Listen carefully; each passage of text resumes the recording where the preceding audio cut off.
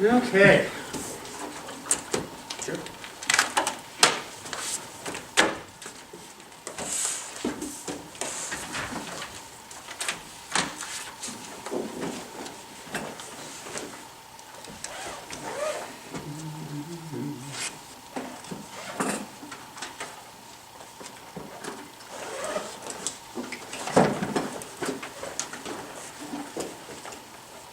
Get your stack off the table, Tom. Stack out the table. Right, I was passing things out. We made Yeah, a, good. we made a stack for you. I hope I did. Okay. I don't know. We'll find out. Do we know when the meetings are in December? Should be the first Monday. Let me look and see what I've got. Yeah. I've got one Monday, December 2nd. Yep. That's a regular Workshop. meeting, a week from tonight. I've got one on Monday.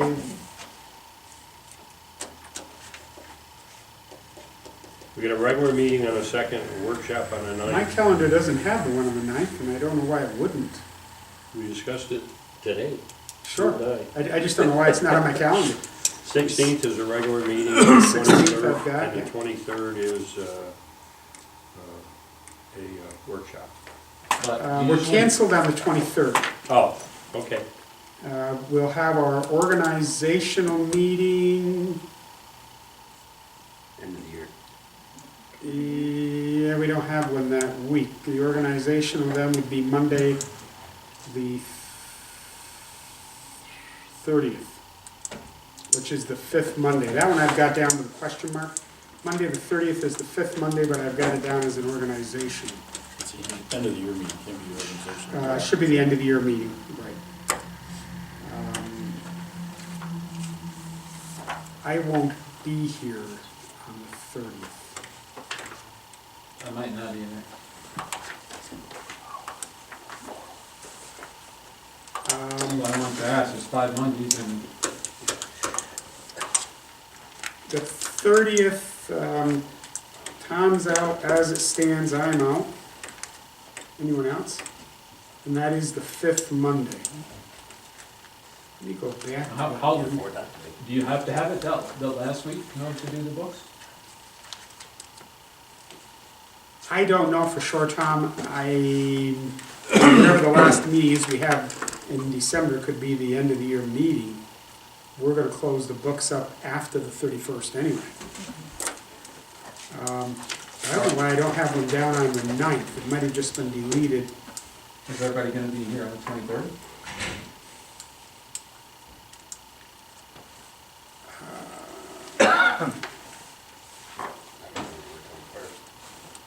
I'm going to be here the 23rd. Maybe we should have that meeting. We canceled it when we did, set this calendar for the year. We could have it the 23rd, since how two of us will be gone the 30th. Kind of a tough time for me. Everybody make it the 23rd, Paul? Yes. Jim, Marty, Tom? Yeah, I think we can. Okay. So that way we wouldn't have to meet on the 30th. We'll meet the first 4 Mondays, right? Right. I just wanted to clarify this. I'm glad you brought that up. If that was canceled, when we set the calendar for the year, we will have to get something out, obviously, and we can do that. So we will meet on the 23rd, we will not meet on the 30th, which is the 5th Monday. And we'll get that information out. Good. Glad you brought that up, Tom. So, we are to order, everybody is here. I didn't get anyone that signed that they wanted to speak this evening, I assume not, so we'll go forward. The first item that I've got is the public hearing to consider the zoning amendment. We've got that set, just a reminder, for next Monday, the 2nd. The resolution set it for 7 p.m. Not sure why I didn't pick that up. We normally call the meeting to order first, and then we would have our public hearings at 7:05, so we'll have to do that at 7. Just a reminder, Phil met with us a couple weeks ago, went through all that. I assume everybody's comfortable with the process, and you got the information. We've got a draft resolution, I think, Clinton County Sheriff Court Security Services.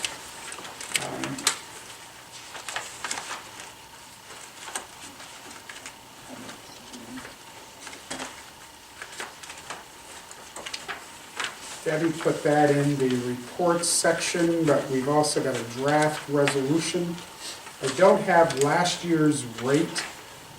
We usually make notes of that, and I don't have it. I think it went up a little. It seems to always go up with their schedule.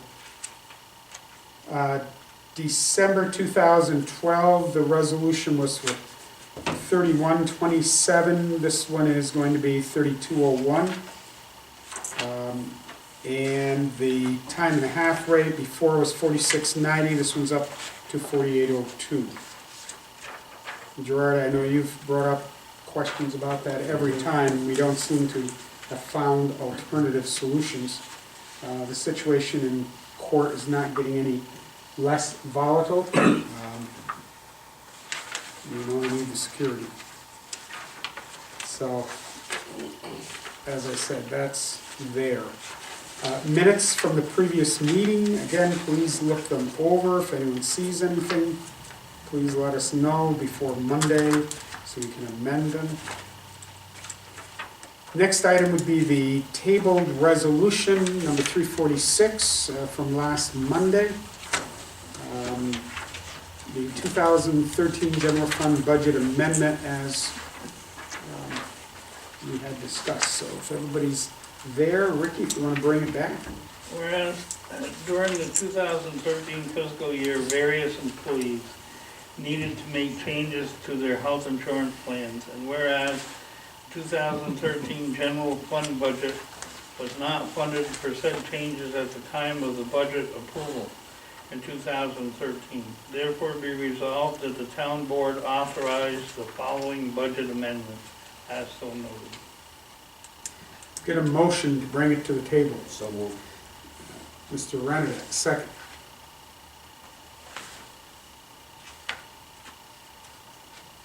Do you have a second? Second. Mr. Mannix. Any discussion? My impression, Pat's not here tonight, my impression of this is that this is strictly an amendment to the general fund budget, just correcting appropriations by increasing them on certain line items and decreasing them on certain other line items. Right. As we go through the year, the fiscal plan doesn't always work. There are sometimes increased expenses, sometimes decreased revenue. You have to balance it out. I think Gerard's comment last Monday, he thought a little faster than I did. Paul's right, we don't offer that option to counselors, but it was the position of deputy supervisor that was over the minimum hours that required the health care benefit. And Pat's not here. He maybe could have written that, although it may be because of a line item by the title of the position and taking the board part out. In this instance, the deputy is a member of the board, so that's probably why it was there. In the future, we might want to isolate that if that were to ever happen again. And make no mistake about that I'm not questioning that he's not entitled to health insurance. I certainly know that he is, and that by his tenure as, the length of years of service in previous administrations, that was all. I mean, Andy Abdella was supervisor for 10 years, and we're going to pay health insurance for him for the rest of his life. So it's the way the rules were written back then. We've changed that. I'm not questioning that. I'm just saying that there's a better way to do that. And since the town board doesn't have health insurance and nobody's eligible for health insurance, it should be reported on a different line, not there. Yeah. And I don't know that because that's the line it's in this budget, but it might be helpful too, Paul, and it's I mean, rightfully so, you're concerned that it misrepresents or creates at the least conflict with the resolution. What if we amended this to put in parentheses after that appropriation, in parentheses, deputy supervisor? And it at least begs a little further research to understand why that's there. Would that be helpful, do you think? I'm fine with that. And I don't think he'd have a problem with putting in parentheses, just a little clarity to that line. As amended, Gerard? I have no problem. I was satisfied with the explanation that Pat gave last Monday night. Basically, that this was something that he was told that he had to do. There's a lot of times when we've had certain line items that they've been very vague. It's been movement that had been made, and I think we're more than ever going to be leaning on the financial manager to make sure that we do things correctly. When he comes to the board and says, we had to create this $640 a line item, I'm sure he's not sticking $640 in his pocket. It was something we had to do. So I was comfortable with his explanation last Monday, I still am. Okay. And Marty, putting in parentheses deputy supervisor near that item to clarify. Yeah, I have no problems with All it. right. Any other discussion? Roll call. Thomas Wood? Yes. Mark Mannix? Yes, Paul Moore? Yes. Rod Lindsay? Yes. Charlie Bailey? Yes, that resolution carries. can I Yes.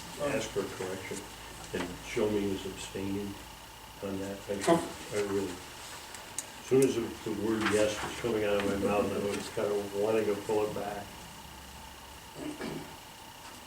We'll correct that to read abstain for Mr. Mannix's vote. The next item, again in drafts, we have a water wastewater monthly report.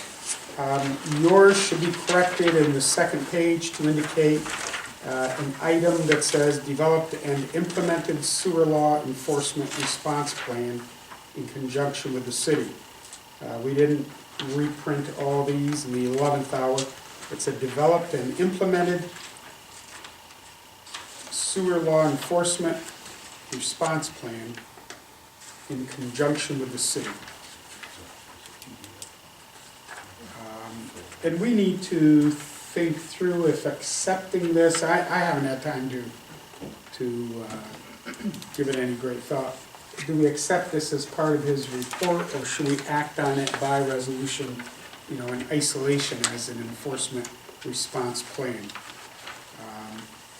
At least for getting it out to you right now, I think we'll put it there, and that at least gives a chance to have some discussion with it.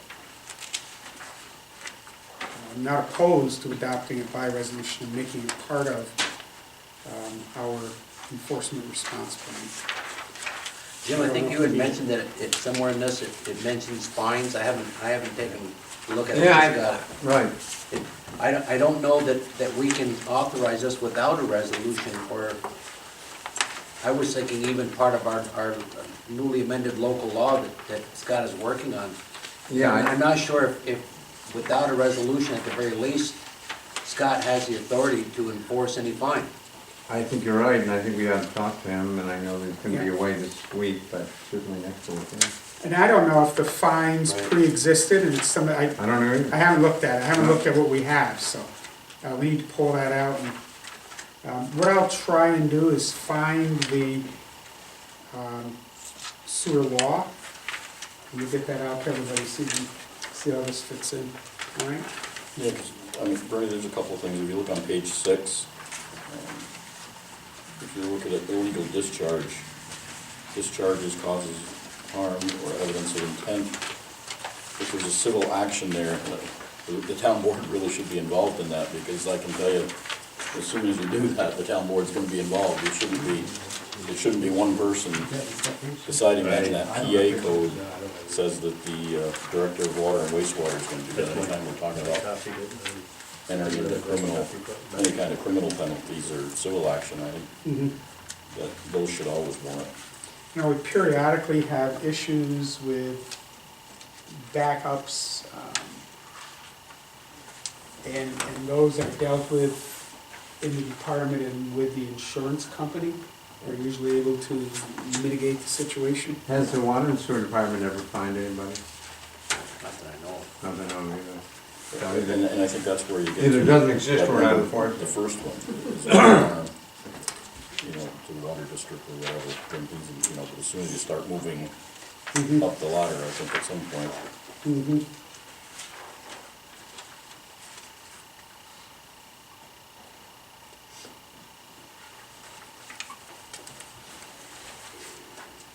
Okay, good questions. We might want to have him come into a work session, have the law in front of us and spend a little more time with it rather than go that quickly.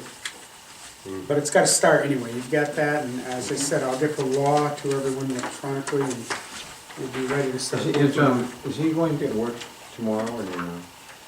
Yes, he's here tomorrow. Why don't you have him send everybody on board his analysis?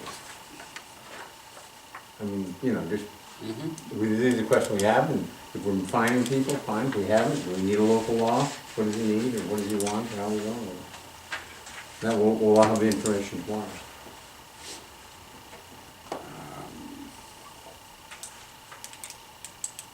I've got two questions right now. Have there ever been previous fines previously? Are these fines any different than those that already exist? Do we need to revise the local law? Anyone have any other questions? Well, my question would be, do we have a fine structure, and do we need a fine structure in light of what the cost implications are? In other words, most of these that I've seen deal with situations where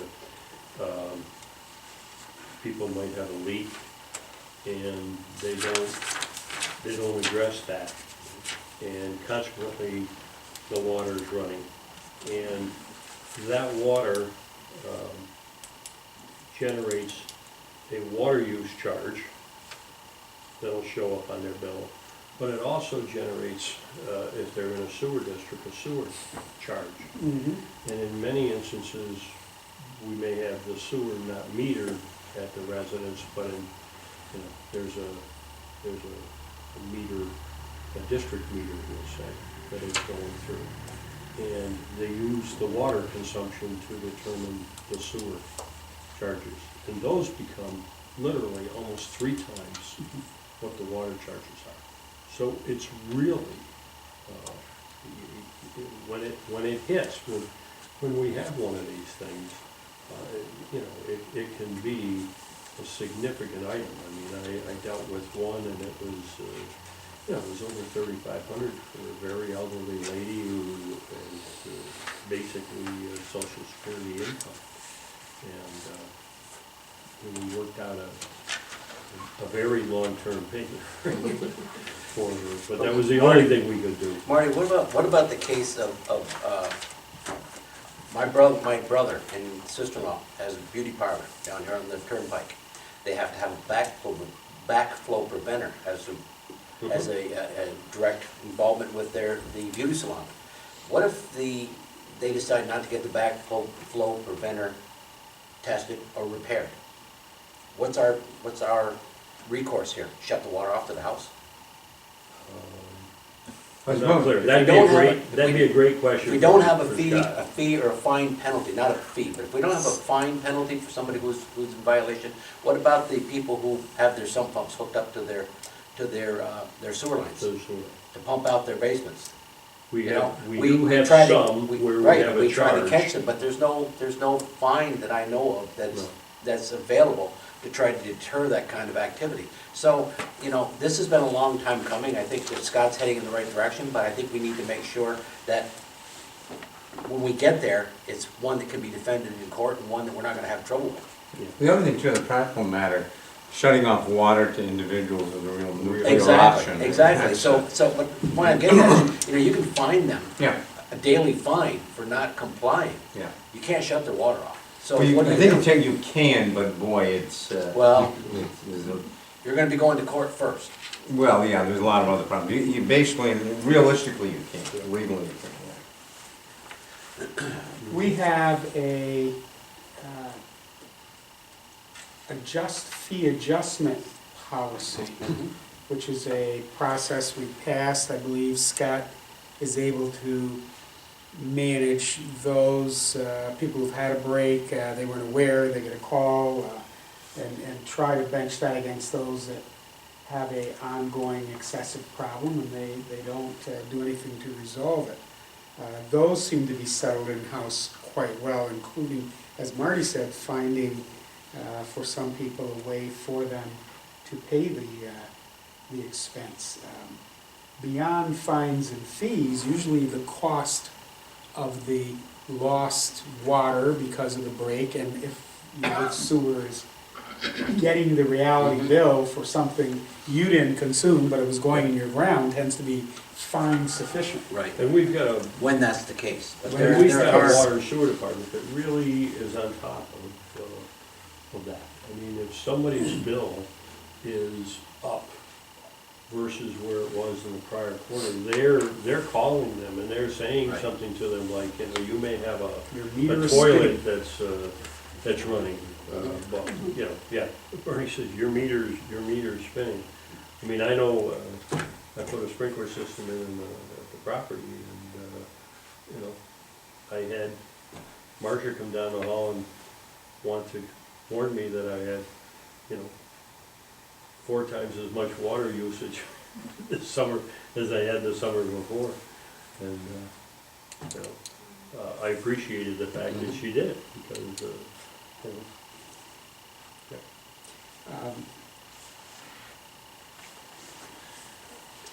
We also have, when we talk about fines and penalties, the health department, DEC, like their weight when you've got a sewer issue or a situation mentioned back Florida Ice where the integrity of the water for the rest of the district may be impacted, those agencies. It really sounds to me like we have some good questions, and I think we need to have Scott here. I don't think a committee or myself by any means can actively respond. I will give him the flair of some of the concerns and we'll schedule him in for a work session. So we can have some more debate and get more materials in front of us. Good. The next one is the security. As I mentioned before, I'm not sure what Deborah gave you. I gave you the previous rates. Yeah, she gives that. Did she give that old Yes, resolution? And the contract. And you've got Archie Berto, the band renewal. First I've seen that one too. Is that something where we're getting the interest rates?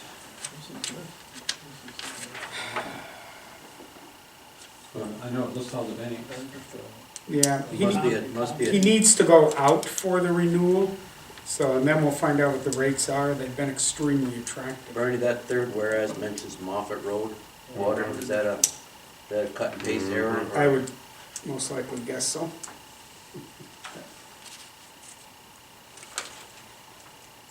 Yeah. I haven't even looked at that, but he wanted to get that one in. The next one's the generator bid. We've discussed that some.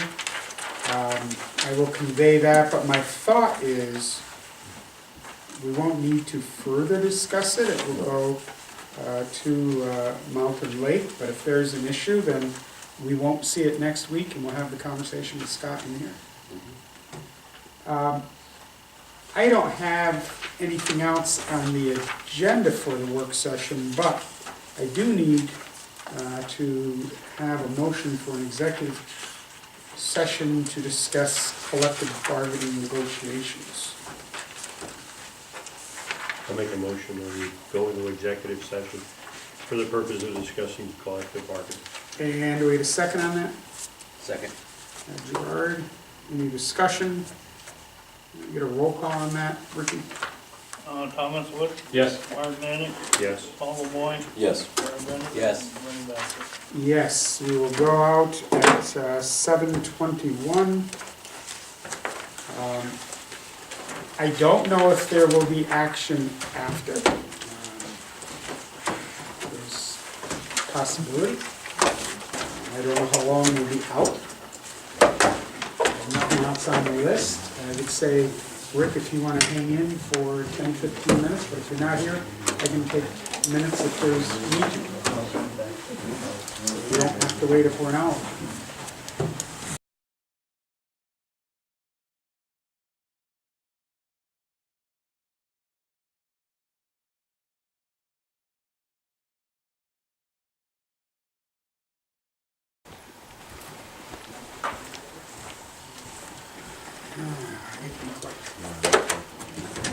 Let's see.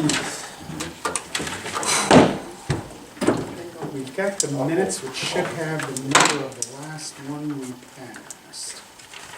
It's not that.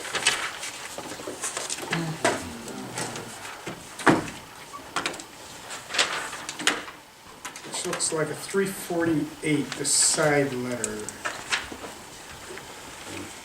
We're making this one a 349.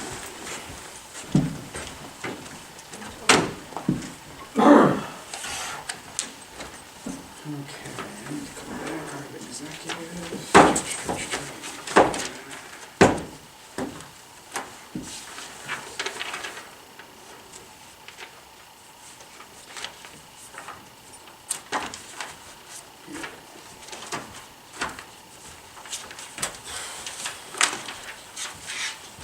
Okay, I'm gonna need a motion to come out of executive session. Mr. Wood, second. Mr. Lemoy, any discussion? A roll call in favor indicates so by saying aye. Opposed, we came out at 8:11.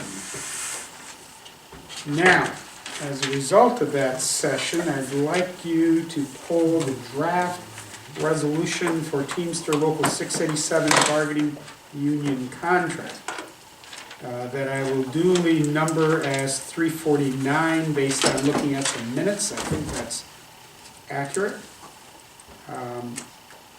Resolution 349, Teamsters Local 687 bargaining unit contract. Whereas the town of Plattsburgh and Teamsters Local 687, which is the recognized bargaining unit for certain employees of the town of Plattsburgh, entered into a contract regarding the terms and conditions of employment for the members of the bargaining unit.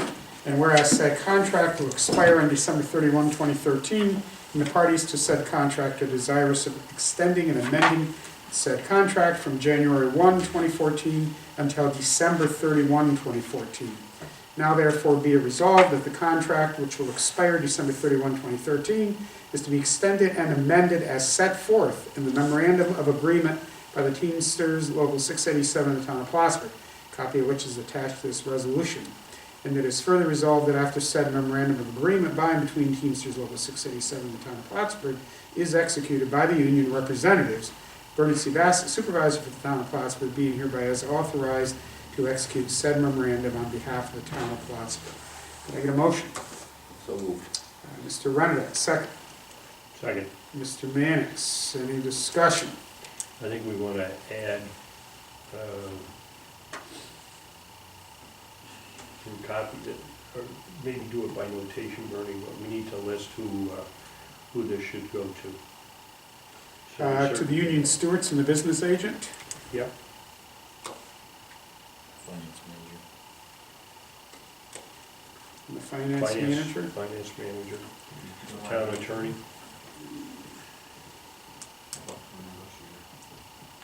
And our negotiator.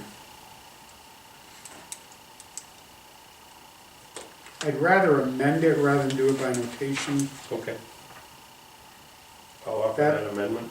That kind of I'll helps second. make sure it gets done. Okay, we've agreed on that. So the amendment would be a final resolve that says with a copy of the resolution and the MOU to go to the union stewards, the business agent, finance manager, town attorney, and the town's negotiator. Any other discussion? Do we have a second on that? Yes, I second it. Okay, thank you. If there are no other comments, do a roll call. Tom Wood, Yes. Martin Mannix, Yes, Paul Lemoy, Yes. Gerard Renner. Yes. And yes for myself, resolution is carried. Bernie, Yes, sir. you just took a vote on the amendment. You did take a vote on the. The way I handled that, Marty, was that Gerard made the motion, you seconded it, you both agreed to the amendment, so I included it, and we voted on the resolution. That's fine with me.